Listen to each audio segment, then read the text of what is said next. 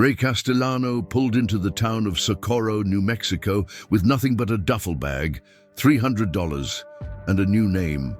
He'd left everything behind, his club, his patch, his brothers. He walked away clean, no betrayal, no violence, just a quiet exit in the middle of the night. He changed his name, grew a beard, and swore he'd never touch a motorcycle again. For 2 years, it worked. Ray got a job at a small auto shop, rented a trailer on the edge of town, and kept his head down. He was invisible, safe, free, until the road found him. It started small. A bike parked outside his trailer every morning, always the same spot, always gone by noon. Then the dreams, long highways stretching into darkness, the sound of engines that weren't there, and finally, the riders. 3 of them, standing at the end of his street at dawn, watching his trailer. They never approached, never spoke, just watched, and then disappeared. Ray tried to ignore it, tried to convince himself it was paranoia, coincidence, but deep down, he knew the truth. The road doesn't forget, it doesn't forgive, and it sure as hell doesn't let you go. Because Ray Castellano wasn't just any rider. He was a founding member of the Scorpions MC, a club built on blood, loyalty, and a code that says, once you're in forever. And when Ray walked away, he broke that code. He thought distance and time would erase him. He thought the desert would swallow his past, but the road has a long memory. And now it's come to drag him back, mile by mile, shadow by shadow, until Ray realizes the only way out is the one thing he's been running from all along, going back to the place where it all started and facing the brothers he left behind. Ray Castellano was born on a motorcycle. His father rode with the Bandidos in the 70s. His uncle died in a crash on Route 66. Ray grew up in clubhouses, surrounded by leather, oil, and the smell of whiskey and smoke. By the time he was 20, he'd earned his patch with the Scorpions MC, a small but vicious crew operating out of Albuquerque. The Scorpions dealt in guns, drugs, and fear. They controlled a stretch of highway from Santa Fe to the Texas border. Ray was their enforcer, the one who handled problems, the one who made sure debts got paid and traitors got buried. For 15 years, Ray lived that life. He was loyal, ruthless, feared, but in 1989, something broke inside him. Maybe it was the violence. Maybe it was watching too many brothers die over stupid feuds and pointless territory wars. Maybe it was the realization that he was 40 years old and had nothing to show for it except scars and enemies. So Ray did the unthinkable. He left. He didn't betray the club, didn't steal, didn't talk to cops. He just disappeared one night, leaving his patch on the clubhouse bar with a note that said, "I'm done." He changed his name to Ray Carter, moved to Socorro, a small town 3 hours south, and started over. He worked at a garage fixing cars, rented a trailer, avoided bikers, and kept to himself. For 2 years, it worked. Then the signs started appearing. A bike parked outside his trailer every morning, tire tracks in the dirt that weren't his, and finally, the riders, 3 of them, standing at the end of his street at dawn, watching. Ray knew what it meant. The road had found him, and it wasn't letting go. Now Ray has 2 choices: keep running and spend the rest of his life looking over his shoulder, or go back to Albuquerque and face the club he abandoned. The road is waiting, and it's already chosen for him. If this kind of storytelling speaks to you, consider subscribing and hit the like button. It keeps these roads alive. And if you've lived a road story worth telling, share it in the comments or use the link in the description to send it privately. Who knows? Maybe your ride becomes the next chapter we bring to life here. Chapter 1. The Ghost. Bike Ray sees the bike for the first time on a Tuesday morning.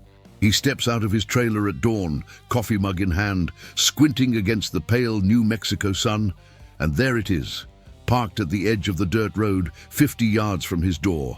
A black Harley Softail, chrome gleaming, engine cold, no rider in sight. Ray stares at it, his chest tightening. He knows that bike, or at least he knows what it represents. The style, the build, the way it sits low and heavy, like a predator at rest. It's a Scorpion's bike. He's sure of it.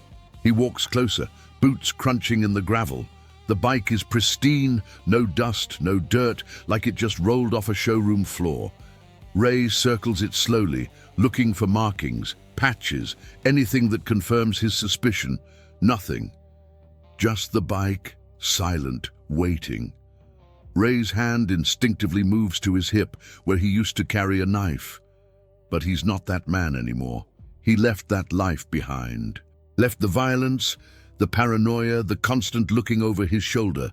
So why's his heart pounding? He finishes his coffee, walks back to the trailer and grabs his keys. He has work in 20 minutes. He tells himself it's nothing, just a coincidence.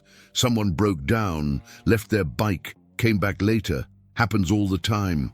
But when Ray drives past the spot on his way to the shop, the bike is gone. That night, Ray lies awake in bed, staring at the ceiling. The trailer is small, cramped, the walls thin enough to hear coyotes howling in the distance. He tells himself he's being paranoid, that 2 years of peace means the past is dead. But the past doesn't die, it just waits.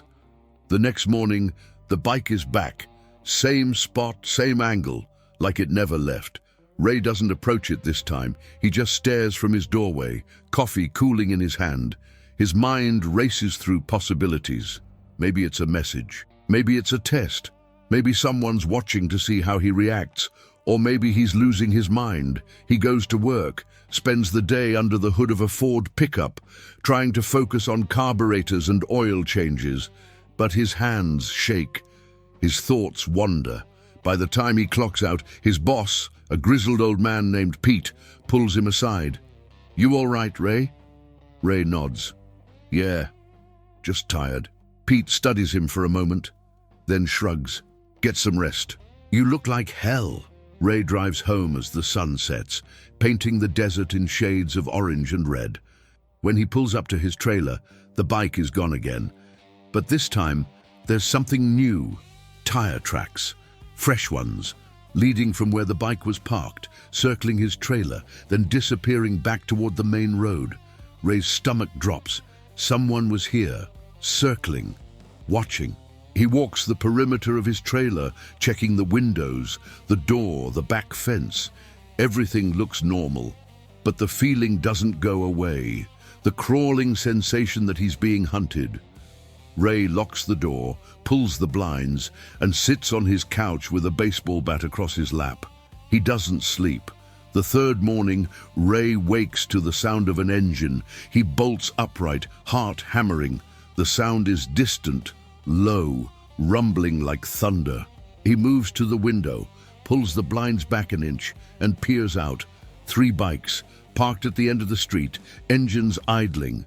3 riders, all wearing leather vests, all sitting motionless, staring directly at Ray's trailer.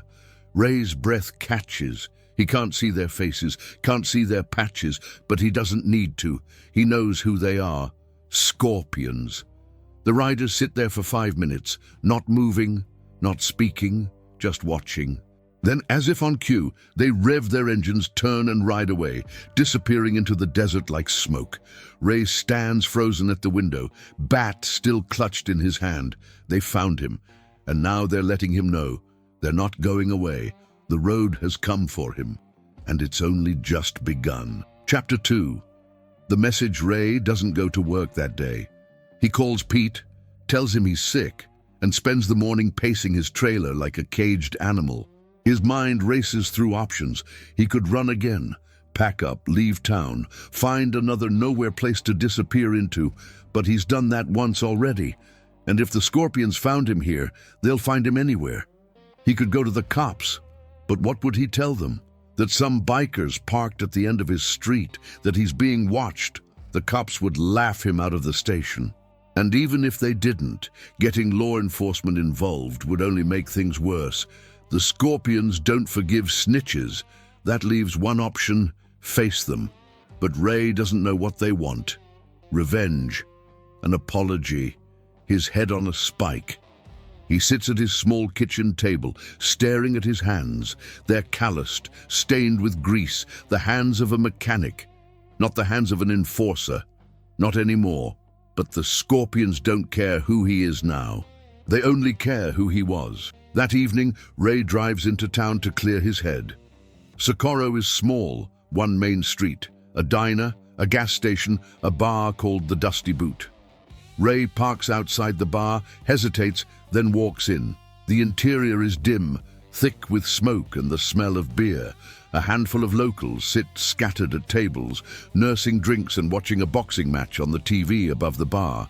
Ray takes a stool at the far end, orders a whiskey, and drinks it in silence. He's halfway through his second glass when the door swings open. A man walks in. He's tall, broad-shouldered, wearing a leather vest with no patches. His face is weathered, scarred, his eyes cold and calculating. He scans the room, his gaze landing on Ray, and he smiles. Ray's stomach tightens. The man walks over, sits on the stool next to Ray, and orders a beer. For a long moment, neither of them speaks. Then the man leans in, his voice low. "You look good, Ray. Healthy, quiet life suits you." Ray doesn't look at him. "I don't know you." The man chuckles. "Yeah, you do. Name's Eli. I prospected under you back in '87. You taught me how to collect debts without leaving marks." Ray's jaw tightens. He remembers Eli, young, eager, brutal, the kind of kid who would do anything to earn his patch. "What do you want?" Ray asks. Eli takes a long sip of his beer. "I'm here to deliver a message." "From who?" "The club. They want to talk." Ray finally looks at him. "I left. Clean, no betrayal. I don't owe them anything." Eli's smile fades. "That's not how they see it. You were a founding member, Ray. You helped build the Scorpions from nothing, and then you just walked away, left your brothers, left your patch. That's not something you get to do." "I'm not going back. You don't have a choice." Eli pulls a folded piece of paper from his pocket and slides it across the bar. They want to see you, Saturday night. The old clubhouse outside Albuquerque. Be there." Ray stares at the paper but doesn't touch it. "And if I don't show?" Eli stands, finishing his beer. "Then they come here. And this quiet little life you've built, it ends, along with anyone who gets in the way." Ray's blood runs cold. Eli claps him on the shoulder. "See you Saturday, brother." He walks out, the door swinging shut behind him. Ray sits alone at the bar, staring at the piece of paper. Slowly, he picks it up and unfolds it. An address, a time, and a single word scrawled at the bottom. "Come home." Ray crumples the paper in his fist. He knows what this is. The Scorpions don't just want to talk. They want to remind him what happens to people who leave. They want to make an example. And Ray has 4 days to decide. Face them or spend the rest of his life running from ghosts. The road is calling, and Ray has no choice but to answer. Chapter 3. The Weight of the Past. Ray doesn't sleep for the next 3 nights. He lies awake in his trailer, staring at the ceiling, listening to every sound outside. The wind, the coyotes, the distant hum of engines that may or may not be real. His mind replays every moment of his time with the Scorpions, the fights, the deals, the blood. He thought he'd buried it all, but now it's clawing its way back, piece by piece. On Thursday, Ray drives out to the desert. He needs to clear his head, needs to think. He parks his truck on the side of an empty highway and walks into the scrubland, the sun beating down on his back. The silence out here is total. No engines, no voices, just wind and dust. Ray stops at the edge of a dried riverbed and sits on a rock. He pulls out the crumpled note from his pocket and reads it again. Come home. Home. The word feels like a lie. The Scorpions were never home. They were a cage, a trap, a brotherhood built on violence and loyalty that only went one way, toward the club, never toward the individual. Ray remembers the night he left. He'd walked into the clubhouse, placed his patch on the bar, and written the note. No one was there, just him and the ghosts of 15 years. He thought about burning it down, thought about leaving a message that said what he really felt, but in the end, he just walked away. He thought that would be enough. But the Scorpions don't forgive abandonment. They don't forget. And now they want him back. Ray stands, staring out at the horizon. He knows what's waiting for him in Albuquerque, a room full of men who used to call him brother, men who now see him as a traitor, men who will demand answers, loyalty, blood. He could run, could leave Socorro tonight, drive to California or Montana or anywhere far from New Mexico. But Eli was right. They'll find him. They always do. The road doesn't let go. Ray walks back to his truck and drives home. Friday night, Ray sits in the dusty boot again, nursing a whiskey. The bar is quiet, just a few regulars scattered around. Ray keeps his head down, lost in thought. Then the door opens. A woman walks in. She's in her early 40s, with dark hair tied back, wearing jeans and a faded denim jacket. She scans the room, her eyes landing on Ray. She walks over and sits across from him without asking. "Ray Castellano," she says. Ray tenses. "Do I know you?" "No, but I know you." She extends her hand. "Name's Maria. I'm a private investigator." Ray doesn't shake her hand. "What do you want?" Maria leans back, studying him. "I'm working a case. Missing person. A biker named Tommy Vega, last seen with the Scorpions MC about 6 months ago. His sister hired me to find him." Ray's jaw tightens. "I don't know anything about that. I didn't say you did. But I know you used to ride with them. And I know you left, which means you're either smart or you know something." Ray's voice drops. "I don't ride anymore. I don't know where Tommy Vega is. And I don't want anything to do with the Scorpions." Maria pulls a photo from her jacket and slides it across the table. It shows a young man, mid-20s, smiling, wearing a Scorpions prospect vest. "He's 24 years old," Maria says. "He joined the club thinking it would give him family, purpose. Now he's gone, no calls, no texts, nothing. His sister thinks he's dead." Ray stares at the photo, his chest tightening. He's seen this before. Prospects who disappear. Brothers who vanish after asking too many questions or making the wrong enemies. "I can't help you," Ray says, pushing the photo back. Maria doesn't take it. Can't or won't. Ray stands. Both. He walks out of the bar, his hands shaking, because he knows exactly what happened to Tommy Vega. The Scorpions buried him, and Ray is terrified he's next. The past is closing in, and there's nowhere left to hide. Chapter 4. The Road Back, Saturday morning. Ray packs a bag. He doesn't know if he's coming back, doesn't know what's waiting for him in Albuquerque, but he knows he can't keep running. The road has given him 2 options: face the Scorpions or lose everything. He writes a short note and leaves it on the kitchen table. If something happens to him, Pete will find it. It says where he went and why. It's not much, but it's all he has. Ray climbs into his truck and starts the engine. The drive to Albuquerque is 3 hours. 3 hours to think, to remember, to prepare for whatever's coming. As he pulls onto the highway, the desert stretches out before him. Endless, empty, unforgiving. Ray turns on the radio, but the static feels heavier than the silence. He turns it off. The miles pass slowly. By noon, Ray reaches the outskirts of Albuquerque. The city looks the same, sprawling, dusty, caught between the desert and the mountains. Ray takes surface streets, avoiding the main roads, following a route he memorized years ago. The Scorpions' clubhouse is on the east side, hidden behind a scrapyard and a chain-link fence. Ray pulls up a block away and parks. He sits in the truck for a long moment, staring at the building. It looks smaller than he remembers. Weathered.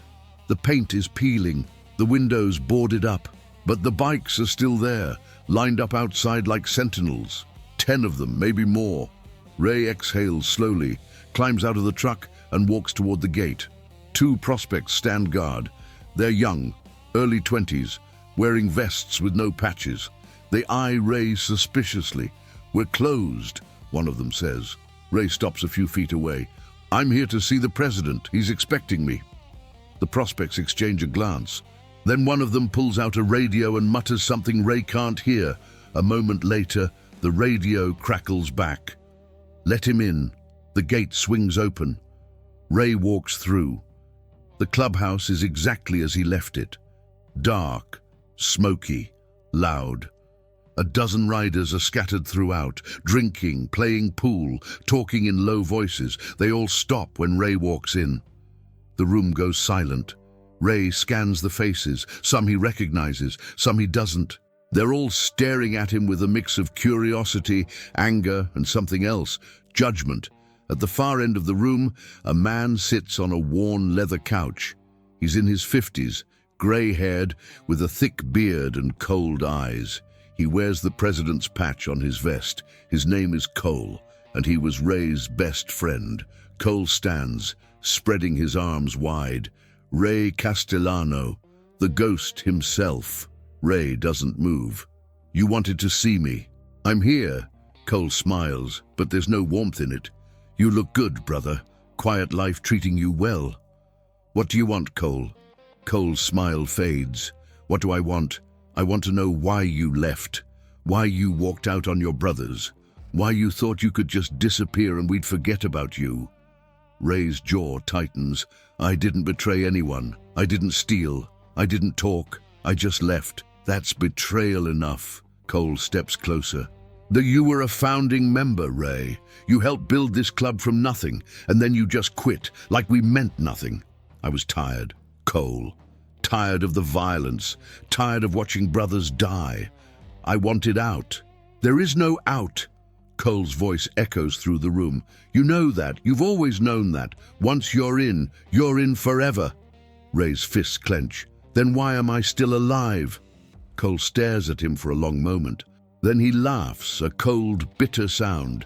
"Because I wanted to see if you'd come back, if you'd face us, and you did. So now we're going to give you a choice." Ray's chest tightens. "What choice?" Cole gestures to the riders around the room. "You want out? Fine, but you're gonna earn it. One last ride, one last job. You do this, and we let you go. For real this time. No more ghosts. No more bikes outside your door." Ray's voice is flat. "And if I refuse?" Cole's eyes darken. "Then you don't leave this building." Ray stares at him, his mind racing. He's trapped, and the road just closed every exit. The choice is made, and there's no turning back. Cole doesn't waste time. He walks to the bar, pulls out a map, and spreads it across the counter. The other riders gather around. Ray stays back, watching, his heart pounding. "There's a crew operating out of Las Cruces," Cole says, tapping a spot on the map. "They've been moving in on our territory, selling product, threatening our buyers. We've tried talking. They don't listen. So now we're gonna make them listen." Ray's stomach drops. "You want me to help you start a war?" Cole looks up. "I want you to help us end one. You're the best enforcer we ever had, Ray. You know how to handle this kind of thing." "I'm not that man anymore." "You are." Cole's voice is cold. "You're just pretending not to be. But we both know the truth, that violence is still inside you. It never left." Ray's fists clench. "I'm not killing anyone for you. You don't have a choice. You ride with us, you do the job, and then you're free. Or you walk out that door right now, and we make sure you never see Socorro again." Ray stares at Cole, his mind racing. He knows what this is. A test, a punishment, a way for the Scorpions to remind him who he used to be, and who he'll always be, no matter how far he runs. He could refuse, could walk out right now, but they'll hunt him, they'll find him, and next time, they won't be so polite. Ray exhales slowly. "When do we leave?" Cole grins. "Tonight." The convoy rolls out at midnight. 8 riders. Ray rides in the middle, flanked by Scorpions on all sides. They head south on I-25, engines roaring through the darkness. Ray keeps his head down, his hands steady on the bars. He hasn't ridden in 2 years, but the muscle memory is still there. The balance, the rhythm, the road. They reach Las Cruces just before dawn. Cole signals for them to stop at an abandoned gas station on the outskirts of town. The riders dismount, checking weapons, talking in low voices. Ray stays on his bike, watching. Cole walks over, lighting a cigarette. "You remember how this works?" Ray nods. "Good, because we're not leaving until it's done." They ride to a warehouse on the edge of town, a concrete building surrounded by chain-link fence and rusted cars. Cole signals for the crew to spread out, surrounding the building. Ray follows, his heart pounding. Inside, voices, movement. The rival crew. Cole gives the signal. The Scorpions move in fast. The door crashes open. Gunfire erupts. Ray dives behind cover, his instincts taking over. He doesn't think, he just moves. A man appears in the doorway, armed, panicked. Ray lunges, disarms him, drives him to the ground. The man gasps, struggling. Ray's hand moves to his throat, and then he stops. He stares down at the man, young, terrified, bleeding, and Ray sees himself, the man he used to be. The man who did this without thinking, without feeling. Ray releases him. The man scrambles away, disappearing into the chaos. The firefight lasts 5 minutes. When the smoke clears, 3 rival crew members are dead. 2 more are wounded. The Scorpions stand victorious. Cole walks over to Ray, grinning. "Just like old times." Ray says nothing. Cole's smile fades. "You let one of them go." Ray meets his gaze. "I'm done." "You're not done until I say you're done." Ray steps closer. "I came back. I rode with you. I did what you asked. Now let me go." Cole stares at him for a long moment. Then he nods. "All right. You're free." Ray turns and walks back to his bike. As he rides away, the sun rising behind him, he realizes the truth. He's not free. He'll never be free. The road doesn't let go. It just loosens its grip long enough for you to think you've escaped. And then it pulls you back. The ride is over, but the road never ends. Chapter 5. The Last Ride. Ray returns to Socorro 3 days later. He parks his truck outside his trailer, climbs out, and stands in the desert silence. The bike is gone. The riders are gone, but the weight remains. Ray walks inside, sits on his couch, and stares at the wall. He thought facing the Scorpions would set him free, but all it did was remind him of who he used to be. The violence, the loyalty, the code. He can change his name, change his life, but he can't change what's inside him. The road is part of him now. It always has been, and no matter how far he runs, it'll always find a way back. Ray stands, walks to the closet, and pulls out the old leather vest he swore he'd never wear again. He stares at it for a long moment, then he puts it on, because the road doesn't let you go, it just waits. And when you're ready, it takes you back, 1 mile at a time. If you made it this far, thanks for riding with me. If you want more stories like this, you know what to do. Hit the like button, leave a comment, and subscribe. See you on the next road.